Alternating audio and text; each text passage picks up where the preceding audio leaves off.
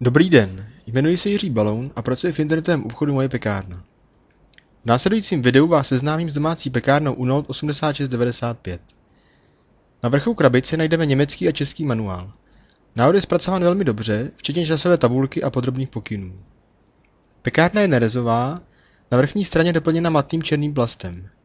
Nabízí se srovnání s obdobnou pekárnou Murphy Richards, obě jsou téměř totožné.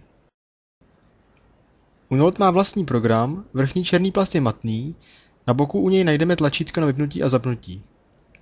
Murphy Richards má sklopný hák, vrchní plast je lesklý a trochu světlejší, tlačítko na zapnutí a vypnutí nemá, zapíná se zapojením do sítě. V balení najdeme ještě pečící formu z rukojetí, mětač a dvě plastové odměrky. Pekárna je určena na menší až střední chleby, objem pečící formy je 750 až 1000 gramů. Příkon této pekárny je 600 W, její dominantou je velký průzor.